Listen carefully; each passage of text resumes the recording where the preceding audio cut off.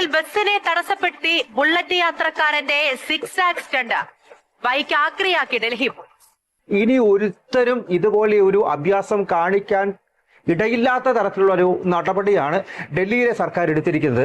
ആ ഒരു ബൈക്ക് കണ്ടെത്തി പാർട്സ് ആക്കി അത് പൊളിച്ചു കളഞ്ഞു എന്നുള്ളതാണ് ഇവിടെ എടുത്തിരിക്കുന്ന നടപടി. ഡൽഹിയിലൊരു നിയമമുണ്ട്. ഈ പുകയും അതിന്റെ പ്രശ്നവും പുക മലിനീകരണവും ഒക്കെ വായു മലിനീകരണവും ഒക്കെ വലിയൊരു പ്രശ്നമാകാറുണ്ട് എല്ലാ നവംബർ ഡിസംബർ മാസമൊക്കെ. അതിന്റെ കാര്യങ്ങൾ ചൂണ്ടിക്കാട്ടി ചില നിയമങ്ങൾ കൊണ്ടുവന്നിരുന്നു. CNG പെട്രോൾ വാഹനങ്ങൾ, അതിൽ ബൈക്കും ഉൾപ്പെടുന്നു. അങ്ങനെയുള്ള വാഹനങ്ങളാണെങ്കിൽ അവർക്ക് 15 വർഷമാണ് കാലാവധി നൽകിയിരിക്കുന്നത്. ഈ ബൈക്ക് 15 വർഷം കഴിഞ്ഞതാണ്. ആ ബൈക്ക് കണ്ടുപിടിച്ച് അത് കയ്യോടെ ഈ വാഹനങ്ങൾ പൊളിക്കുന്ന സ്ഥലത്ത് കൊണ്ടുപോയി പൊളിച്ച് ഓരോരോ പീസാക്കി അതിന്റെ യഥാർത്ഥ ഷേപ്പിലല്ല ഓരോ കഷ്ണങ്ങളാക്കി ടയറും എഞ്ചിനും ഹെഡ്ലൈറ്റും ഒക്കെ വേറെ വേറെ കഷ്ണങ്ങളാക്കി ഇപ്പോൾ കാണാൻ സാധിക്കുക. ഇപ്പം നേരത്തെ ഈ പുലരിവട്ടത്തിൽ അരസുമോലി പറഞ്ഞു ഈ പ്രത്യേകിച്ച് ട്രാഫിക്കുമായി ബന്ധപ്പെട്ട കാര്യങ്ങൾ. ഫസ്റ്റ് അതിൽ ആ ഓർമ്മപ്പെടുത്തലുകൾ, നിർദ്ദേശങ്ങൾ എന്നുള്ളത്.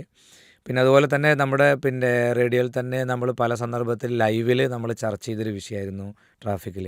ഒരു ഷെഡ്യൂളിൽ തന്നെ നമുക്ക് ഒരു പ്രത്യേകമായിട്ടുള്ളൊരു പ്രോഗ്രാം തന്നെ ട്രാഫിക് സുരക്ഷയുമായി ബന്ധപ്പെട്ട് പല ക്ലാസ്സുകളും നമ്മൾ ഇവിടെ നൽകിയിട്ടുണ്ട്. യഥാർത്ഥത്തിൽ ഇപ്പോൾ ഡൽഹിയിലുള്ള ഒരു ഇപ്പോൾ അതിൽ പറഞ്ഞല്ലോ, ഞാൻ മുസ്ലിം പോയിട്ടുണ്ടോ? ഡൽഹിയിൽ ഞാൻ പോയിട്ടില്ല. ഞാൻ പോയിട്ടുണ്ട്. അവിടെ നല്ല തിരക്ക് പിടിച്ച മറ്റേതാണ്. അപ്പോൾ അതുകൊണ്ട് തന്നെ അവിടുത്തെ ഒരു നിയമമാണ് 15 വർഷമാണ് ആ ഒരു വണ്ടിക്ക് കാലാവധി ഉണ്ട്. അത് കഴിഞ്ഞാൽ പിന്നെ അവിടെ റിന്യൂവൽ ചെയ്യാൻ പറ്റില്ല. നമുക്കിവിടെ അത് കഴിഞ്ഞാൽ എന്ത് ചെയ്യാം, പിന്നെ 5 വർഷത്തിന് ചെയ്യാൻ പറ്റും. ഇത് ആ ഒരു നിയമം അവിടെ പൊല്യൂഷനുമായി ബന്ധപ്പെട്ടൊരു വിഷയം കൊണ്ട് അവർ കൊണ്ടുവന്നതാണ്. നല്ലൊരു തീരുമാനം തന്നെയാണ്. എന്നാൽ ചിലപ്പോൾ പല ആളുകൾക്കും പ്രയാസം ഉണ്ടാവും. നമ്മുടെ നാട്ടിലേക്ക് സെക്കൻഡ് ഹാൻഡ് വണ്ടികളൊക്കെ വരുന്നത് അവിടെ വരുന്ന സംഗതികളാണ്. ഇവിടെ വന്നിട്ട് പിന്നെ അത് നല്ല അത്യാവശ്യം കുഴപ്പമില്ലാത്ത വണ്ടികളൊക്കെ കിട്ടുന്നുണ്ട്. ഏതായാലും ഇപ്പം ഇതിൽ ഈ ചിന്തയിൽ കടന്നു വന്നിട്ടുള്ള സംഭവം ആ വീഡിയോ പല ആളുകളും കണ്ടിട്ടുണ്ടാവും. വണ്ടിയുടെ മുന്നിൽ ഇങ്ങനെ വെട്ടിച്ച് ഇങ്ങനെ പോയിക്കൊണ്ടിരിക്കുക ഒരു ബസ്സിന്റെ ബസ്സാണ്. ബസ് പറയുമ്പോൾ കറക്റ്റ് സമയത്തിന് എത്തേണ്ടടുത്ത് എത്തണമല്ലോ. അതെ അതിനങ്ങനെ ഒന്ന് കളിപ്പിച്ച്. അത് മാത്രമല്ല ഇതിൽ വലിയൊരു അപകടം എന്താ അറിയോ, ഈ വലിയ വാഹനങ്ങളുടെ മുന്നിൽ ഈ ചെറിയ വാഹനങ്ങൾ ഒരു പക്ഷേ ഡ്രൈവർക്ക് ചിലപ്പോൾ കാണാൻ സാധിക്കില്ല. ഒരു പരിധി വരെ ഡിസ്റ്റൻസ് ഉണ്ടെങ്കിൽ ഒരു പക്ഷേ കാണാൻ പറ്റില്ല. എന്നാൽ തന്നെ ഒരു അത്യാവശ്യം ടൗണുകളിലൊക്കെ ഇപ്പോൾ നേരത്തെ പറഞ്ഞ പോലെ ടൈം ടു ടൈമിന് വേണ്ടിയിട്ട് സ്പീഡൊക്കെ അഡ്ജസ്റ്റ് ചെയ്ത് പോകുന്നവരുണ്ടാവും. അതിൻ്റെ ഇടയിൽ ഇങ്ങനത്തെ അഭ്യാസങ്ങൾ കണ്ടാൽ അത് അപകടം ജനിക്കുന്നു മാത്രമല്ല അതിൽ ഉറപ്പായിട്ടും അപകടം സംഭവിക്കും എന്നുള്ളത് ആ കാഴ്ച കണ്ടാൽ ഭീതിജനകമായിട്ടുള്ള ഒരു അവസ്ഥയാണ്. അത് അവിടെ ആയതുകൊണ്ട് അങ്ങനെ തീർന്നു. ഇതിപ്പോൾ നമ്മുടെ നാട്ടിലാണെന്നുണ്ടെങ്കിൽ നാട്ടുകാരനെ തീർത്തിട്ടുണ്ടാവും. അത് ഇത് ശരിക്കും നല്ല ഒരു ഈ കാഴ്ചകൾ കാണുമ്പോൾ നമ്മളൊക്കെ മനസ്സിലാക്കേണ്ട 2-3 വശങ്ങളുണ്ട് അതിൽ. ഒന്ന് അപകടം എന്ത് ചെയ്യാണ്, ചോദിച്ചു വാങ്ങാണ്. വെറുതെ ഒരു ചില അഭ്യാസങ്ങൾ കൊണ്ട് മറ്റുള്ളവർ കാണാൻ വേണ്ടി റീൽസ് എടുക്കാൻ വേണ്ടിയിട്ടൊക്കെ ചെയ്യുന്നുണ്ട്. ഒരു കയ്യിൽ ഹാൻഡില്, ഒരു കയ്യിൽ മൊബൈലും പിടിച്ചിങ്ങാണ്ട് ഇതുപോലെ അഭ്യാസം ചെയ്യുന്നത്. അത് വേറെ ആളെടുക്കും. ആ അപകടം അങ്ങനെ തന്നെ സോഷ്യൽ മീഡിയയിലൊക്കെ ആളുകൾ കണ്ടിട്ടുണ്ടാവും. എത്ര അപകടങ്ങൾ. എന്നിട്ടും അതിൽ നിന്ന് പ്രത്യേകിച്ച് കൗമാരക്കാരൊന്നും ഒരു അനുഭവം അല്ലെങ്കിൽ ആ ഒരു തിരിച്ചറിവ് ഉണ്ടാകുന്നില്ല. വല്ലാത്തൊരവസ്ഥയാണ്. അത് പറഞ്ഞിട്ട് കാര്യമില്ല. അതെ. പിന്നെ ഇതിൽ മറ്റൊന്ന് നൽകാൻ എന്തെങ്കിലും ഇപ്പം ഇത് കണ്ടപ്പോൾ എന്തെങ്കിലും തോന്നിയിട്ടുണ്ടോ?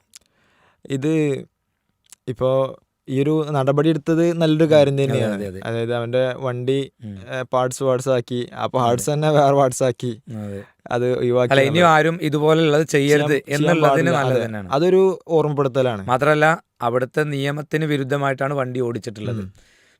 15 വർഷം കഴിഞ്ഞതാണ്. 15 വർഷം കഴിഞ്ഞ വണ്ടിയാണ്. അതേപോലെ ഓടിക്കേണ്ട രീതിയിലല്ല ഓടിച്ചിരിക്കുന്നത്. അപ്പം അതുകൊണ്ട് ആ ഒരു നിയമം സ്വാഗതാർഹമാണ്. അതെ. പക്ഷെ അവിടെ വേറൊരു കാര്യം നമ്മൾ മനസ്സിലാക്കേണ്ടത്, ഇതുപോലെ ചെയ്യാന്ന് പറയുമ്പോൾ ഇപ്പോൾ പല ഉദ്യോഗസ്ഥന്മാർ നമ്മുടെ നാട്ടിൽ തന്നെ നമ്മൾ പലപ്പോഴും കാണുന്നൊരു കാര്യമാണ്. അതായത് മാന്യമായിട്ട് വണ്ടി ഓടിച്ചു പോകുന്ന ആളുകൾ, അവരെ വരെ ഈ ഉദ്യോഗസ്ഥന്മാർ ഈ ഒരു കാരണം കൊണ്ട് മുതലെടുക്കുന്നുണ്ട്. അതായത് നല്ല രീതിയിൽ പോകുന്ന ആളുകളെ കൈകാട്ടിയിട്ട് അവിടെ വെച്ച് വണ്ടി നിർത്തി എന്തെങ്കിലുമൊക്കെ ഒരു പ്രശ്നം ഉണ്ടാക്കിയിട്ട് അവർക്കിങ്ങനെ ചൊറിഞ്ഞ് കയറണം. അതാണ്. ഇല്ലാന്നുണ്ടെങ്കിൽ അവർക്കൊരു സ്വസ്ഥത ഉണ്ടാവില്ല.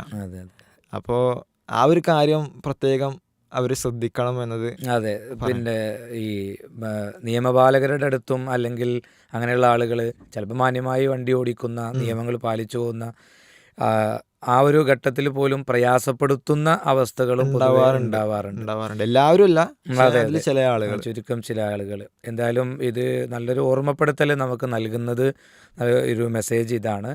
പിന്നെ ഒരിക്കലും നമ്മൾ പിന്നെ നിയമത്തെ ലംഘിച്ചുകൊണ്ട് ഉള്ള ഒരു യാത്രയും ആ രൂപത്തിലുള്ള കാര്യങ്ങളും ചെയ്താൽ അയാൾക്ക് അയാളുടെ ജീവിതം പോകുന്നു, അതുപോലെ തന്നെ അയാളെ കുടുംബത്തിന് പോകുന്നു, എല്ലാം നഷ്ടമാണ്. അതെ, ഇനിയിപ്പോൾ മരിച്ചില്ല എന്ന് വെക്കുക, എന്നാൽ പോലും അയാൾക്കൊരു കയ്യോ കാലോ അപകടത്തിൽ പെടുകയാണെങ്കിലും അയാളുടെ നരകതുല്യമായൊരു ജീവിതം പിന്നീട് ബാക്കിയുള്ള ആളുകൾ കാണേണ്ടി വരും. എത്രയോ അനുഭവങ്ങൾ ആളുകൾ കണ്ടിട്ടും ബോധ്യപ്പെട്ടിട്ടും ഇതുപോലെ തന്നെ ചില റീൽസുകൾക്ക് വേണ്ടിയോ അല്ലെങ്കിൽ മറ്റുള്ളവർ കാണാൻ ഒരു ഷോ അതിനു വേണ്ടി ചെയ്യുന്ന ഒരുപാട്. ഇപ്പോൾ ഈ ഒരു ടൈമിൽ ഇപ്പോൾ ഈ ഒരു മാസത്തിൻ്റെ ഉള്ളിൽ എത്രയോ അപകടങ്ങൾ നടക്കുന്നുണ്ട് അല്ലേ? ഇപ്പോൾ ഇൻസ്റ്റാഗ്രാം തുറന്നാലും ഫേസ്ബുക്ക് തുറന്നാലും ഒക്കെ ഫുൾ അപകടങ്ങളാണ്. ഓരോ ദിവസവും വ്യത്യസ്ത സ്ഥലങ്ങളിൽ 2-3. അപ്പം ഞങ്ങളുടെ നാട്ടിൽ വണ്ടൂർ പുളിയക്കോട് ഭാഗത്ത് 2 അപകടങ്ങൾ ഒരേ സ്ഥലത്തുണ്ടായി. അവിടെ 2 അപകടത്തിലും 2 ആൾക്കാർ മരിച്ചു. ഒന്ന് ഒരു ബസ്സിൻ്റെ മേലെ മരം വീണിട്ട് അതിലൊരു കുട്ടി മരിച്ചു. ഞങ്ങളൊക്കെ ഒരു പ്രായമുള്ളൊരു മനുഷ്യനാണ്.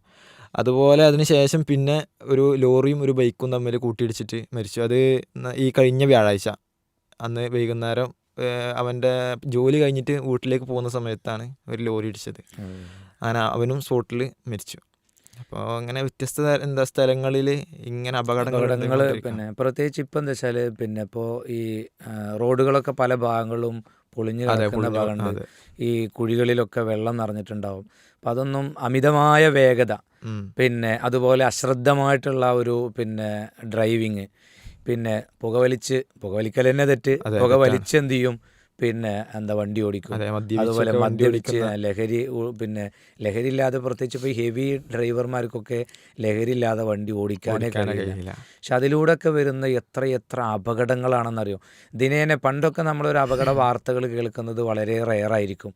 ഇത് ഒരു ദിവസം ഇപ്പം ഇന്നത്തെ പത്രം എടുത്ത് നോക്കിയാൽ മതി. ഇപ്പോൾ ഈ പെരുന്നാൾ സീസണിലൊക്കെയുള്ള യാത്രകളിൽ കൗമാരക്കാർക്ക് എന്തെല്ലാം സംഭവിക്കുന്നു എന്നുള്ളത് അത് നമ്മൾ പിന്നെ അവർക്ക് കിട്ടിയ റിപ്പോർട്ട് പ്രകാരമുള്ളതാണ്. അതല്ലാത്ത എത്ര വാർത്തകളാണ് ഒരു ദിവസം പൊലിഞ്ഞു വീഴുന്ന ജീവനുകൾ, റോഡുകൾ പിടയുന്നത്.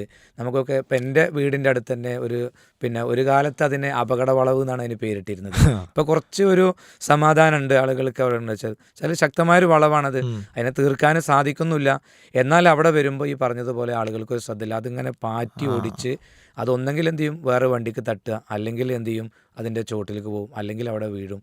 എന്തെങ്കിലും ഒരു അപകടം മിക്ക ദിവസങ്ങളിലും അവിടെയൊക്കെ പിന്നെ ഇതുപോലെ തന്നെ അപകടങ്ങൾ കണ്ടിട്ട് നമുക്കതൊരു പിന്നെ ഇതല്ലാതായിട്ട് തോന്നിയിട്ടുണ്ട്, സ്ഥിരം കണ്ടിട്ട് ഉണ്ടാവുന്ന ഒരു സ്ഥലം. എന്തായാലും അള്ളാഹു കാത്തുരക്ഷിക്കട്ടെ. ഒരുപാട് അപകടങ്ങൾ നടക്കുന്നുണ്ട്. അങ്ങനെ ഈ റോഡിൻ്റെ കാര്യം പറഞ്ഞല്ലോ, റോഡിൻ്റെ കാര്യത്തിൽ വണ്ടി ഓടിക്കുന്നവർ മാത്രം ശ്രദ്ധിച്ചിട്ട് കാര്യമില്ല, അതിൻ്റെ ഉദ്യോഗസ്ഥന്മാർ ശരിക്കും ശ്രദ്ധിക്കണം. അതായത് നമ്മുടെ കേരളത്തിലുള്ള റോഡുകൾ പലയിടങ്ങളിലും ഫുൾ പൊട്ടിപ്പൊളിഞ്ഞ റോഡുകളാണ്. ഇപ്പം ഞാൻ ഇന്നലെ ഈ മലപ്പുറം പെരിന്തൽമണ്ണ ഈ റൂട്ടിൽ വന്നപ്പോൾ ഭയങ്കര കുഴിയൊക്കെ ഉള്ള റോഡായിരുന്നു ഈ സമയത്ത് ഉണ്ടായിരുന്നത്. അപ്പോൾ അവിടെ വണ്ടി ഓടിക്കുന്ന ആളുകളെ മാത്രം അധികൃതർ ശരിക്കും ശ്രദ്ധിക്കേണ്ടതാണ്. ഇപ്പോൾ നമ്മുടെ ഭരണപക്ഷമാണെങ്കിലും എല്ലാവരും ശ്രദ്ധിക്കേണ്ട ഒരു വിഷയമാണത്. പാലക്കാട് പട്ടാമ്പി റൂട്ടിലുള്ള ആ ഒരു ഹൈവേ, അത് 10 വർഷമായിട്ട് ഒരു കുഴപ്പമില്ലാതെ പോകുന്ന ഒരു റോഡാണ്. അത് ഉണ്ടാക്കിയിട്ടുള്ളത് എൻ്റെ ഒരു അറിവിൽ മലേഷ്യൻ കമ്പനിയോ അതോ ഇറ്റാലിയൻ കമ്പനിയോ അങ്ങനെ ഏതൊരു കമ്പനിയാണെന്നാണ് പറയുന്നത് കേട്ടത്. അപ്പോൾ ആ ഒരു രീതിയിൽ എല്ലാ സ്ഥലത്തും റോഡ് ഉഷാറാക്കാൻ കഴിഞ്ഞിട്ടുണ്ടെന്നുണ്ടെങ്കിൽ ഒരു പരിധി വരെ നമുക്ക് ഈ അപകടങ്ങളൊക്കെ ഒന്ന് നിർത്താൻ സാധിക്കും അല്ലേ? അതെ, തീർച്ചയായിട്ടും. അപ്പോൾ അത് പിന്നെ ഇതിൻ്റെ ഒരു വശം തന്നെയാണ്. എന്തായാലും പിന്നെ നേരത്തെ കണ്ട വീഡിയോ പ്രത്യേകിച്ച് യുവാക്കളോട്, കൗമാരക്കാരോട് ഇത്തരം അപകടങ്ങളോ അല്ലെങ്കിൽ ഇത്തരം അഭ്യാസങ്ങളോ കാണിച്ചുകൊണ്ട് ജീവൻ നഷ്ടപ്പെടുത്തരുത് എന്നുള്ളതാണ്. ഏതായാലും ആ ഒരു നടപടി എടുത്തത് നന്നായി. സമാനമായിട്ട് ഇവിടെയൊക്കെ അങ്ങനെയുള്ള പിന്നെ MVD ഒക്കെ അത്തരം വണ്ടികളൊക്കെ പിടിക്കുകയാണെങ്കിൽ ഒരു പരിധി വരെ രക്ഷപ്പെടുത്താൻ പറ്റും. അങ്ങനെ ഇപ്പോൾ ആംബുലൻസിന് വരെ പോകാൻ അനുവദിക്കാത്ത ഒരുപാട് പിന്നെ വാഹനങ്ങൾ അങ്ങനെ ചെയ്യാറുണ്ട്. അതുപോലെ തന്നെ വാശിക്ക് ചെയ്സ് ചെയ്ത് പിടിക്കുക, എന്നിട്ട് വിലങ്ങിടുക, ഇങ്ങനെയൊക്കെ ചെയ്യുന്നവർ എല്ലാവർക്കും വാശി ഉണ്ടാവും അതിൽ. അപ്പം അതൊക്കെ അപകടങ്ങൾ ഉണ്ടാക്കും എന്ന് ഉറപ്പാണ് അത്തരം വിഷയങ്ങളിലൊക്കെ. ഇങ്ങനെ അഭ്യാസങ്ങൾ കാണിക്കുന്നവരൊക്കെ എൻ്റെ അഭിപ്രായത്തിൽ MVD ഒക്കെ എന്ത് ചെയ്യണം, അത് പ്രത്യേകിച്ച് എന്ത് ചെയ്യണം, പിന്നെ ഗതാഗത വകുപ്പ് അത് പിടിച്ച് അതിനുള്ള കൃത്യമായിട്ടുള്ള ഒരു ശിക്ഷ അല്ലെങ്കിൽ പണിഷ്മെൻറ്റ് നൽകണം. അങ്ങനത്തെ ഒരു നിയമം വരണം എന്നുള്ളത് തന്നെയാണ് അതിൽ നിന്ന് നമുക്ക് മനസ്സിലാക്കുന്നത്.